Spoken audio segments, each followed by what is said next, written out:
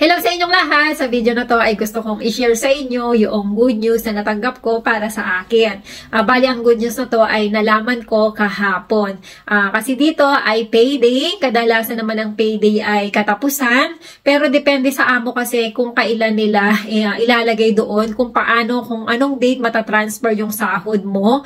At sa amo ko kasi ay nilagay nila ay 2. Kaya lang dahil weekend yung 2, natanggap ko ito nung Monday. Then nung Monday nga, nag-check ako kung magkano laman ang bank account ko at medyo nagtaka ako bakit parang medyo malaki. Then, ng konti. Ayun nga, chinay ko kung magkano yung pera na pumasok. At doon ko nga nalaman na, wow, iba sa dati kong natatanggap.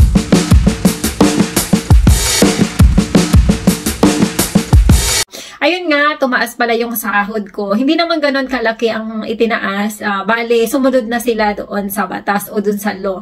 Actually kasi, tinaasan naman na talaga nila ang sahod ko January pa. Kasi nalaman ko ito nung nagasikaso ako ng tax refund. At nakita ko doon sa computer na nakalagay na doon, nakadeclare na doon na mataas na talaga yung sahod ko. Kaya lang, hindi nila ibinibigay yung talagang kung magkano talaga yung dapat na matatanggap ko. Pero okay na din, at least hindi ko inaasahan. Yun, tinaasan na. Natatanggap ko na yung tamang sahod na dapat ay meron ako.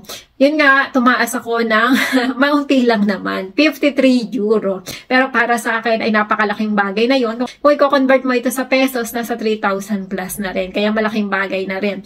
At saka siyempre, i-consider ko na lang yan ng pang food allowance ko. Alam nyo naman na dito sa bahay ng amo ko ay akong gumagastos ng pagkain ko.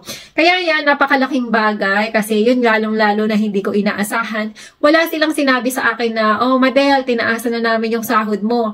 Kasi buti na lang din at hindi nila sinasabi kasi baka sabihin ko sa kanila, dapat po talaga matagal na yan. Ngayon nyo lang ibinigay. Sabay ganun eh. Hindi naman. Baka sabihin ko na ganun. Pero syempre, mahihain tayong mga Pilipino. Hindi ko naman masasabi yon. Sa isip ko lang yun kung sakali. At yun, hindi na rin naman ako nagsabi ng thank you na tinaasan nyo pala yung sahod ko. Kasi obligasyon naman talaga nila na dapat itaasan ako ng sahod. Ayan, kung sakaling dito ang pipiliin nyo sa Spain, ang minimum na sahod na dito ay 1,136. Yun na nga. Ang sasahudin ko na ay 1,136 monthly. Pero ang alam ko, ako ay hapaga pa rin. Ibig sabihin na matatanggap ko ngayong katapusan ng June ay para sa bonus ay kalahati lang din ng sahod ko. Kasi nga hapaga ako. Then yung kalahati ay matatanggap ko naman sa katapusan or bago mag-Pasko. Ayan. Kaya kung sino magpupunta dito sa Spain, may idea na kayo kung magkano ang dapat na minimum na sasahurin nyo. Hindi na dapat bababa ng 1,000. Huwag na kayong papayag kung may employer na mag-offer sa inyo ng below 1,000. Kasi ang pinakang minimum na ngayon ay 1,136. Kahit pa sabihin na kayo ay walang papel, kahit pa kayo ay baguhan. At alam nyo, sa totoo lang dito, once na makahanap lang talaga kayo ng okay na amo, mas mataas pa dyan ang inyong sasahurin. Ang mga bago dito ay kumikita ng 1,200 pataas. Ayan, yan ang makakapakagandang good news sa mga baguhan. Mas malaki ang sinasahod ng mga bago kaysa sa mga may papel na, kasi nga pag may papel may bawas kasi yan dahil nagbabayad o binabayaran ng amo namin.